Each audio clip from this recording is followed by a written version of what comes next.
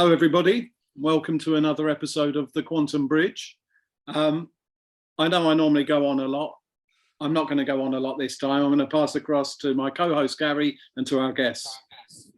Thank you very much, Casper. Today we have Marianne and Natalie with us.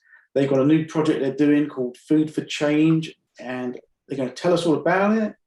But maybe to start with, if we start with Marianne, just give us a little bit of background about yourself, because we know we're familiar with you and that you're a farmer and stuff, but just tell us a little bit about that, and then we'll hand over to Natalie to do the same, and then how you came together to do this. Okay, well, I'll start. It's certainly not at the beginning, but like any plot twist, it's a very poignant one. 20 years ago, the NHS dropped me, or rather my son, very badly in it. I literally sold everything to have to learn about health.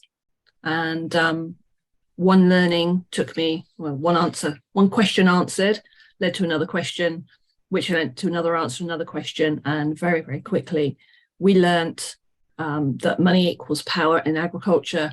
And in agriculture, it also means there's power through the big pharmaceutical companies who also own the big agricultural chemical companies. As a result, we started organic farming as a tenant, not something I would ever recommend anyone does. And for my sins, wanting to understand the natural processes more and more and more, I ended up bringing something called holistic management to the UK. Those insights have been absolutely phenomenal. And I took over a very, very tiny food co-op back in the back end of 2021. I'd been producing a little bit whilst trying no dig myself. You know, I'd done a lot of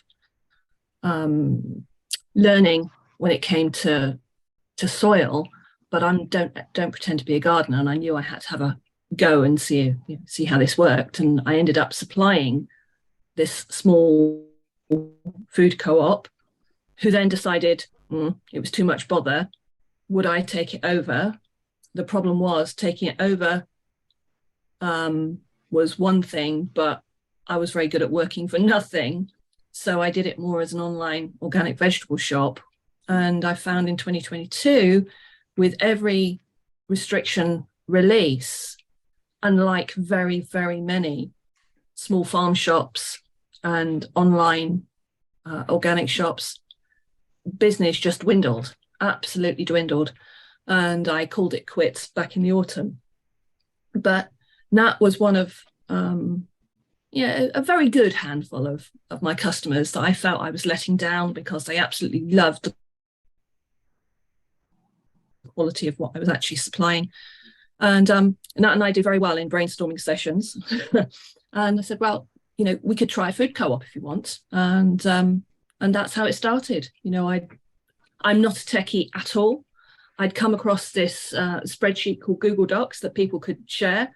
It's not my preference using Google, I have to say, or even Microsoft, but at the moment it's working. We started, I want to go back and have a look, but I think we started with something like 16 people collectively ordering. We're now, I think the last order cycle from the 2 hubs was 40 people. And we're having a lot more jumping on board. But what I have to say, it's not actually about the food, it's about the empowerment and the unity. Everyone knows that at present, and you have to bear in mind, the weather we've had over the last few months has been extremely inclement for British farmers. The one reasonable size market gardener I've been using here, he was knocked for 6, as were a number. So we are going through a couple of quite big organic wholesalers. The good thing is I know all the farms that they come from. So the reason we're doing it this way is so that I can eventually, well, we do still have the farm, and we're looking to find people to actually grow directly for us.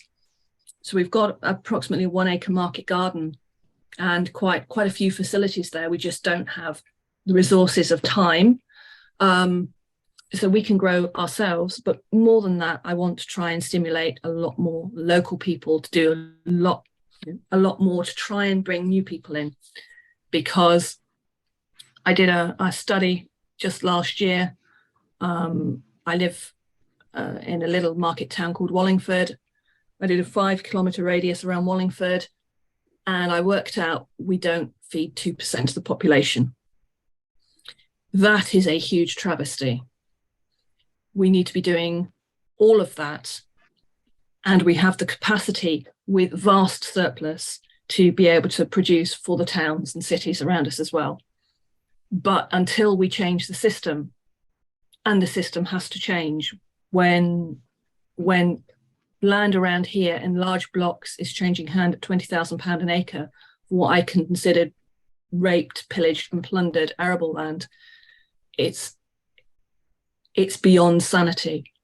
In the close where I live, the average house, 3-bedroom house, is about £500,000. You know, you cannot pay people enough money to pay rent even in house in the area. So we have to look at a radical shift in how food is procured. I'm going to stop there because I'll go on forever. No, it's good. It's good. So, Natalie, I think we gathered there that you was originally a customer. So, how did you end up taking that leap to having your own pub? Was it? Yeah, so, well, it all started with the whole COVID pandemic, where we were unable to go to the food shops. Well, we were, but it was a lot. It wasn't as easy. And at the start, I was very much unaware of everything. I've been a mum of 4, practically since I was 20. So I was in my own little bubble, my own little world, just going about life, very unaware of anything evil or wrong in the world. But when things started to happen, my daughter kept calling me and worried about certain situations, and that she wasn't going to be able to go into pubs and clubs, and life was going to be difficult. And I looked at my Twitter account and looked online to see what was happening in the world with Lithuania and places like that. I thought it may come here where we're not unable to get food in the shops. I'm really concerned. And I just so happened to come across Marianne through many various groups. They were doing some kind of food hubs, and I thought, oh, that sounds interesting. So I went to go and pick up an order, actually, from somewhere I hadn't actually been before. I was completely lost. So Marianne actually met me in Asda car park. And I was just meant to be collecting my veg. And we were literally there for about 2-3 hours, just chatting away. I just connected with her instantly. She's just got this warm kindness, selflessness about her. And I just thought, what a wonderful person. And I decided that I could become a hub for her, so she could deliver many people's vegetables to me, and then they could come and collect. And that would be a way of me getting to know her a bit more, because I really liked what I saw in her. And you don't see many people as warm and as kind, and it's nice to have that around you, especially through all of this fear and upset and nonsense. So then once the people were able to go to the shops and the supermarkets again, they weren't ordering through Marianne anymore. And I just saw her go from high to low. The vision had just gone, and she's tried her whole life to make things happen, you know, and she's got this vision, this wonderful vision, and it was just gone. And I thought, it's a win-win for both of us. I want to do the right thing for my children, for their future. I want to make a change. And this woman is putting everything into this to make the change for us. We need to work together, because I have the passion, she has the passion, and between us, we've got each other to fall back on. Hopefully we can help each other make this a thing. So that's really how we came about meeting each other. And then we just got talking, and it just sort of grew. And we did actually start with, I think, 12 people. We have now got about 47 on our group where I am, and we've opened up another co-op now, and there's 23 on that one, and we have got a few extras coming along. And actually, the more we're talking with our groups, the more people are joining. So they're talking to their friends, and their friends want to get involved. And I think when people see what's going on, when they see that we're coming together, we're building a community, it's not just about the food, it's about coming together, talking, giving advice, exchanging health tips and books and just everything, life talk, this, that, and the other. It's just such a wonderful moment every other Wednesday when we have our deliveries. This is the time when we all get to talk all our nonsense without having to worry, oh, we've got to be PC, we can't say this, we can't do that. We can just let it all out, and it's lovely. So it's been fantastic. I mean, you've done a fantastic job, and I think sometimes we can look at the negatives, but I think we can say there is at least a shift of some sort, which is allowing you to actually sustain this now. Because, Marianne wasn't alone, because we all remember that time when it was the mask mandates and you go to the shops and it just felt hellish anyway. I mean, I already did support local businesses and farm shops and things. It's lucky where I live. But at one point I shifted again. I thought, well, I'm going to start who delivers to me locally, take another step to in that direction. And I found a few guys, and there was a company that it was just local food from the county. But again, it was that thing of when the shops opened, they all stopped ordering. I was like the only guy left ordering. He's like, thanks, so much, but we can't keep going. And it really does take that shift in the public consciousness to is the only way to sustain these things. They've got to want to change, and they're used to their routines, unfortunately, and convenience. Well, that's the biggest thing, isn't it, Marianne? We were saying that the biggest word in all of this is change, and we all have to make a change because we're so used to having everything done for us. Mm-hmm. We just want convenience. We want to be able to carry on with whatever we're doing in our houses and just have everything delivered and brought to us. Mm-hmm. And to make that effort to actually go somewhere to get it, or to, be a part of something where you have to look after each other. But you're growing those bonds, you're growing those friendships, because it's so important for all of us, with health, with education, with everything.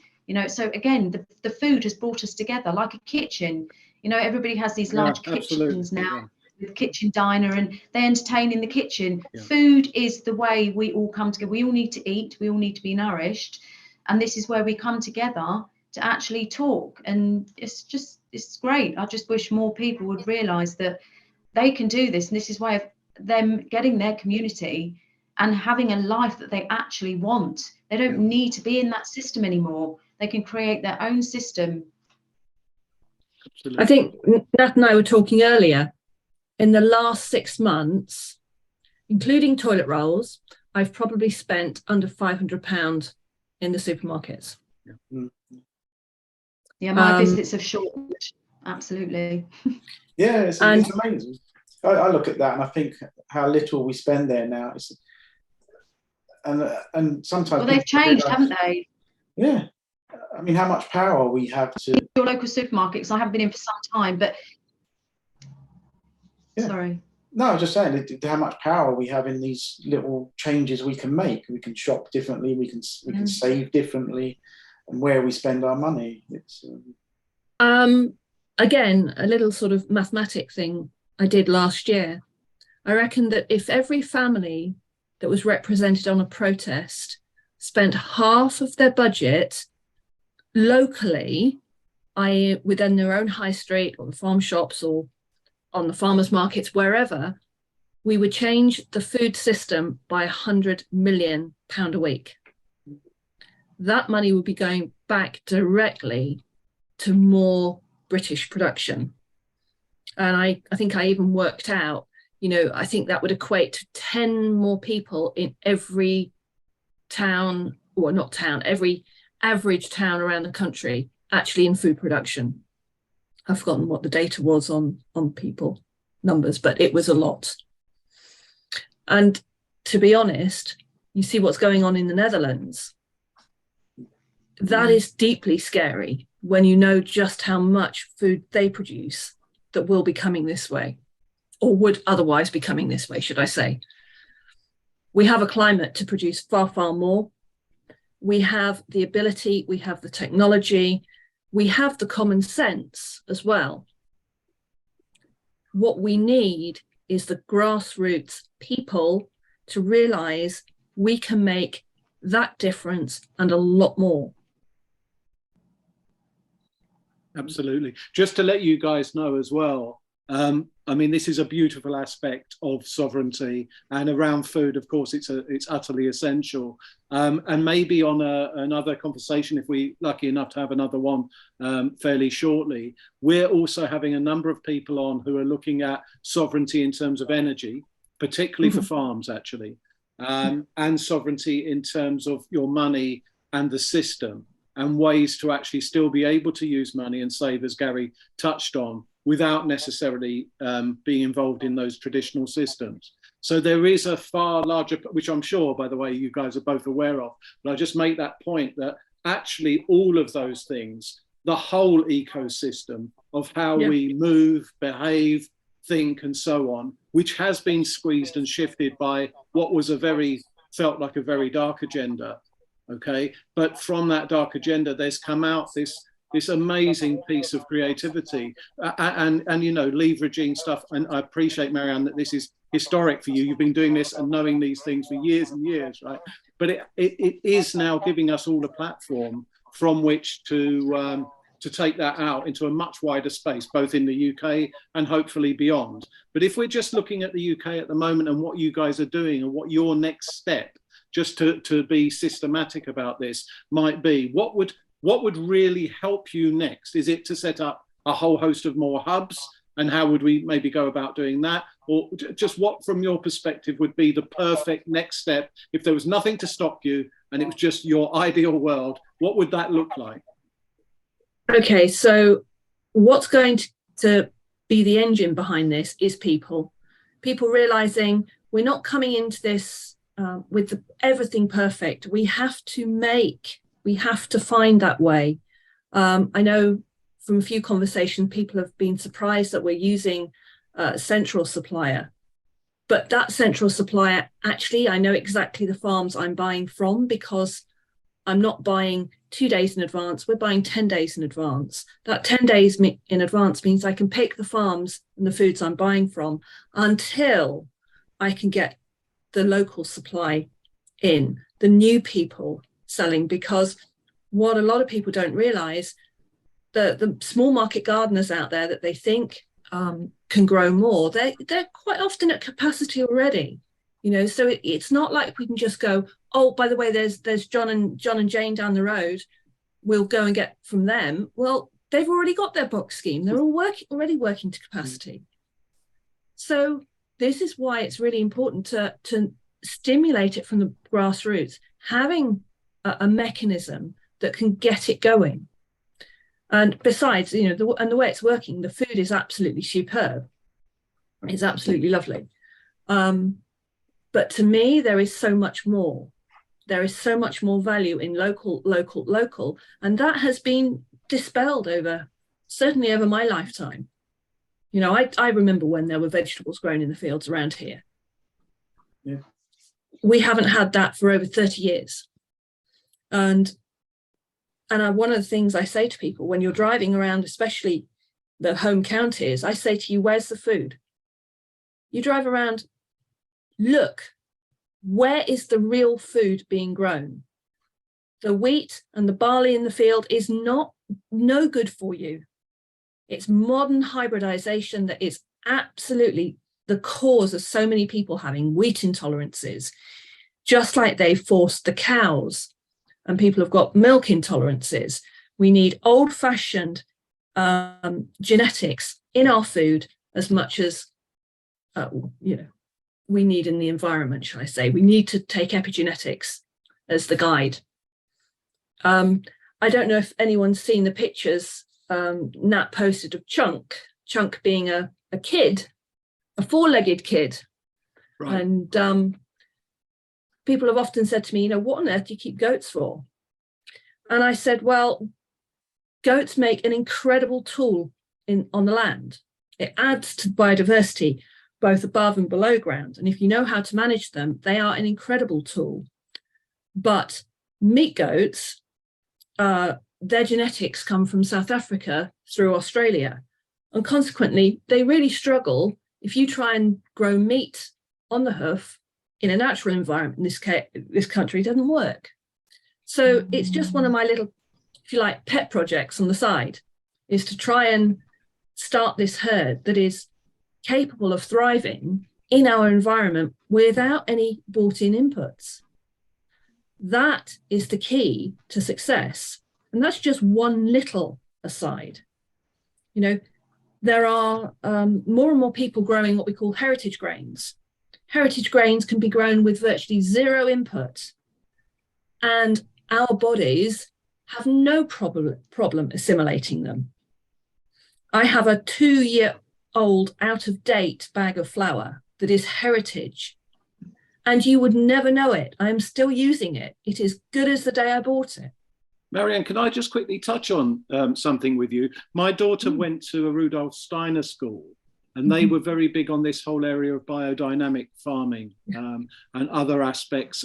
Actually, that whole ethos, actually, pretty much other than sort of homeschooling, it does include all of this movement away from too much tech and too much of these, the newer types of things, certainly in terms of genetics within farming and so on.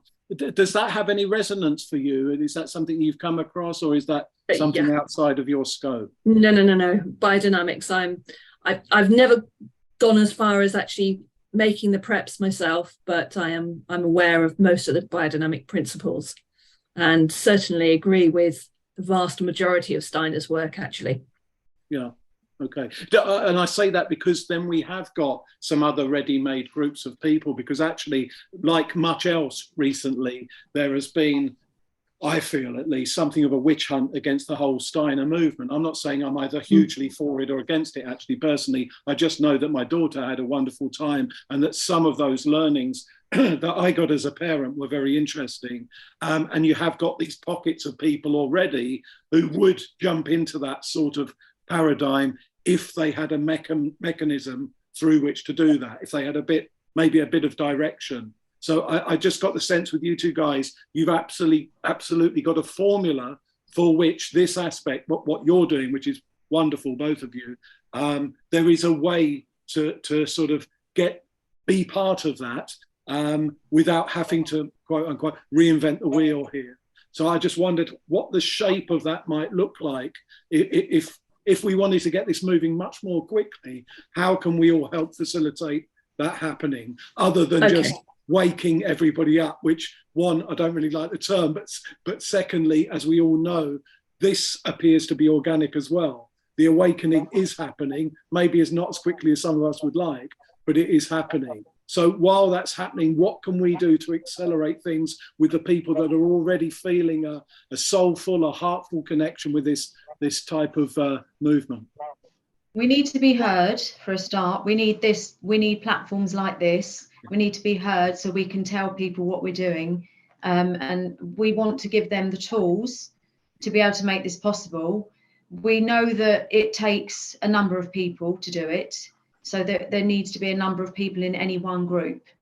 Unless you have people, it's not going to be possible, unless there are other groups that you are local to that you could join their group and then order with them. So it needs people. And we then, Marianne and I, would like to work with them to get their hub up and running. Right. So it's just, they need a place or source a place where they could have the vegetables delivered. So whether it be on their property or one of their group's property, be it a garage like mine, or a living room that's separate from the house or whatever, or a village hall or their local pub, or anything they may have that they can use to have the vegetables delivered to that particular place, and then have a group. We have a fantastic group where we have a rota system. So we do bi-weekly orders, and our orders fall on a Wednesday. So every other Wednesday, we have on our little Telegram group our 2, maybe 3 helpers, sometimes 5, tripping over ourselves, but at least it's fun. So we have our little rota system. They come along. We get this huge order, huge crate. We will be providing tables for people. We will be providing them with scales, anything they may need. We'll go through all the Google sheets with all the list of vegetables, the units, the price, all of that, and show them how it works. And then we unload the boxes, and then we print out a sheet of all the allocated, all the people, what they're having, pack their boxes, get them ready for them. They come along, pick them up, and go their merry way. So that's basically how we do it in a nutshell, and that's what we want to do. So we want to get as many people interested in this through the Twitter, putting out just randomly one message one day of what we've done. It created a lot of stir, obviously with you guys as well, and which is amazing.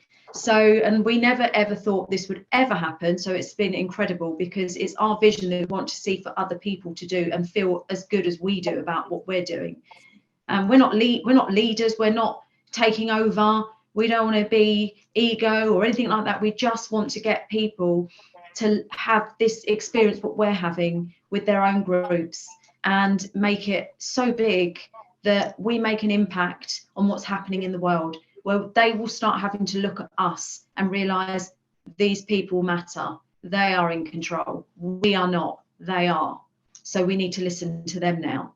And this is why, me personally, I know Marianne's got a very different take on why she's doing it, which is gorgeous. But mine is a reaction to what has happened to my children and me as a mother, and bringing children into the world that they could come up against is not something I relish.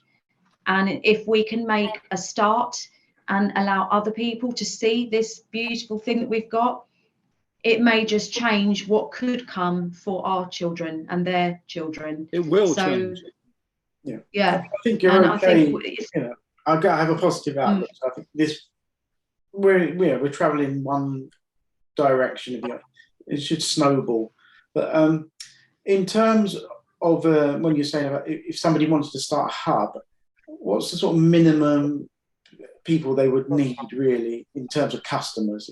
I think you maybe mentioned something like 10 or before, maybe. Okay, can I just start out thinking it would be, you say, Marianne, because we well, what I was going to say, one thing I want to say, words are powerful. Not customers. We are community. We are forging community bonds in doing this. We're trying to get back some fundamental values of communication and care.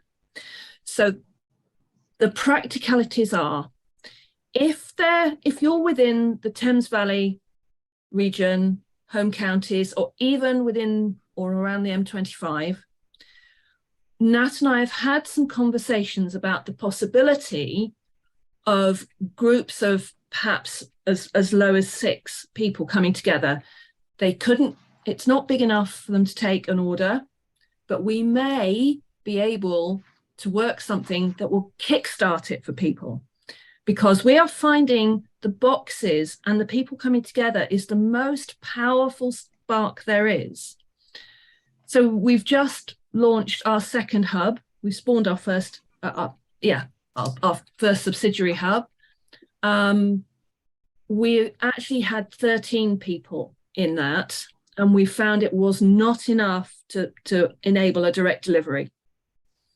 So on the experience we've had, we really feel it is a 20-person critical mass to make it work for a direct delivery.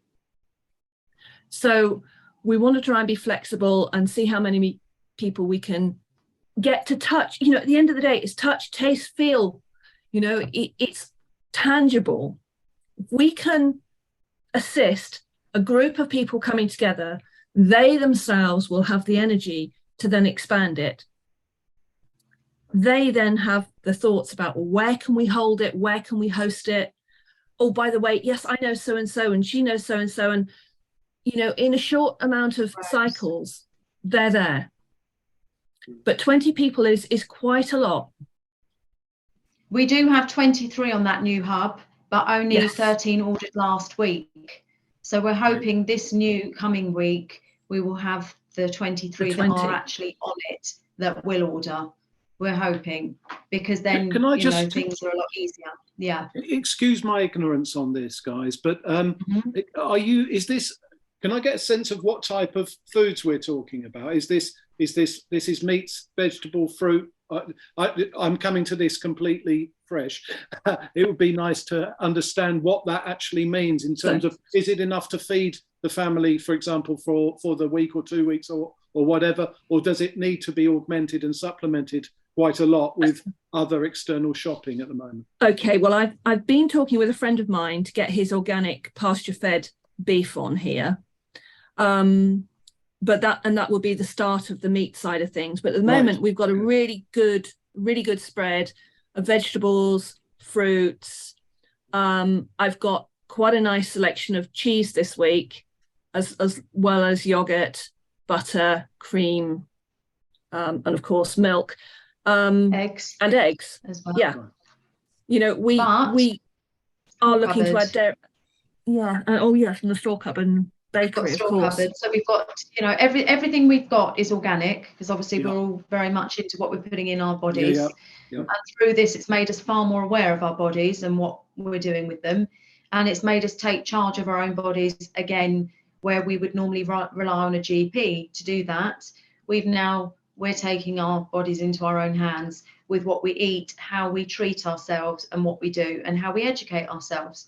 So we have a store cupboard with tins and packets and nuts and seeds and all sorts of things. We've got rice and what have you. So it's growing. We're getting more and more bits. The more we're getting into this and we're realizing what people need, the group may just say something, oh, actually, we haven't had this in a while, or you haven't done nuts before. Can we get some nuts? So we get the consensus of the group, because obviously everything we're getting is wholesale and it's in big bulk orders. Yeah. So we've got to make sure that it's going to last. So can we order such and such for these people?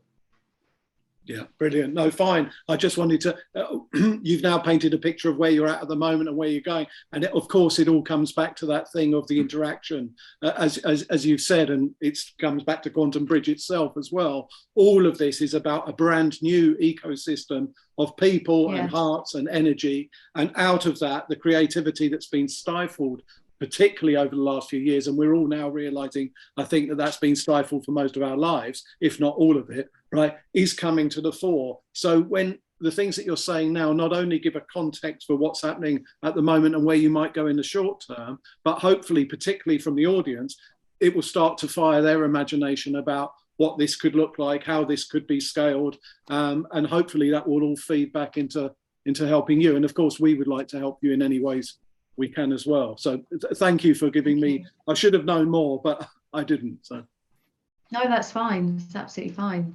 It's just, you know, if people realize just what we're getting from this, not just ordering the vegetables, but we're actually growing our community and it's getting bigger and bigger. And you just, obviously with a community, you can do so much with.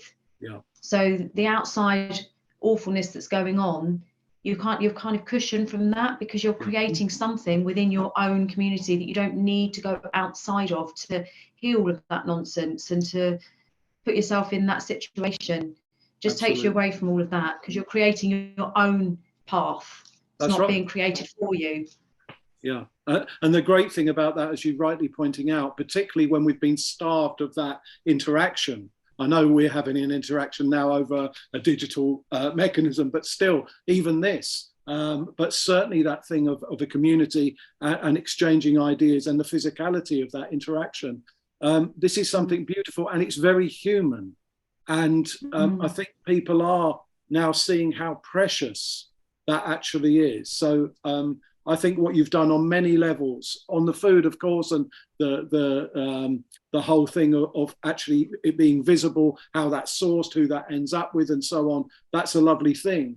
But there's something much larger that you've created here. And of course, you know, a testament to you that you've reached us and you'll reach many others who will try and take your message forward. So, you know, just to say, it's a great thing that you're doing. And you know, you're very humble, both of you, but don't fall into that trap of putting yourselves down in any way about scale and whatever. The scale will come.